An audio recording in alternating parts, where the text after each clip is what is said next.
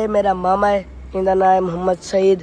ਤੇ ਕੁਦਰਤੀ ਗੱਲ ਇਹ ਵੀ ਤੇ ਇਹਦਾ ਵੱਡਾ ਭਰਾ ਵੀ ਉਹ ਬੇਟੇ ਤੇ ਆ ਵਲੀਦ, ਉਹ ਵੱਡਾ ਭਰਾ ਇਹਦਾ। ਤੇ ਅਸਾਂ ਨੂੰ ਹੀ ਇੱਕ ਹੀ ਬੱਸ ਬਣੇ ਪਿਆ।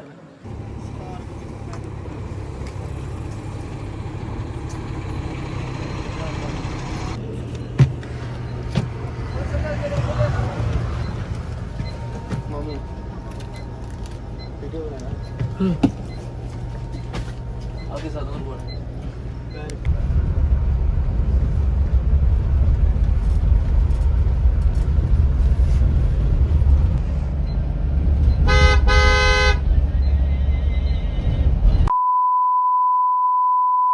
अस्सलाम वालेकुम दोस्तों, उम्मीद कर तो खैरत नाल हो। मैं तारे फैसल तारिक यार, आज मैं मैंने पिया लाहौर कि चेक करने मैंने पिया वो तक बाद पता लग गई सी। एंड तक तो वीडियो जरूर देखनी है। तो बाकी अगर तो मेरे चैनल पर नवे हो तो लाइक तो सब्सक्राइब कर दो। तो बस सारा भाई रेडी है। देखो एक घड़ी मेरी वो जोर की घड़ी है। कई बंदे आके यार घड़ी मेरे को दे जा, पर मैं घड़ी नहीं दी। बड़ी सोहनी घड़ी है। तो बस रेडी हाँ। तो दुआ करे सो कि सफ़र बहुत चंगा गुजरे। हूँ जुलते हैं सीधा तकरीबन 2 किलोमीटर दूर है अड्डा जिथे गिरवना फैसल मोहर की बस है। तो इंशाअल्लाह सवेरे 6-7 बजे पहुँच वैसूँ। तो बस दुआ करनी है तुसा। हूँ जुलते हैं सीधा यानी गड्डी थी तो वाल वैसूँ सीधा अड्डे थे।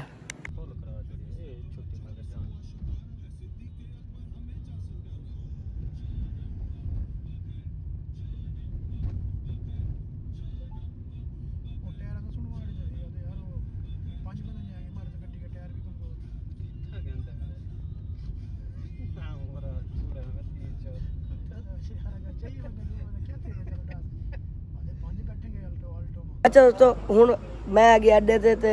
कुदरती गाल है ये मेरा मामा है, इनका नाम है मुहम्मद सईद। तो कुदरती गाल ये भी तो इनका बड़ा भरा भी वो बेटे ते आ वलीद, वो बड़ा भरा इनका। तो असां ही एक ही बस बने पे लाहौर बने पे एक ही बस जुलते पे। तो बस सीट आगू पीछे तो दुआ करे सफ़र आसान ना गुजरे। तो हूँ मिलते हैं सीधा बस चलो ओके।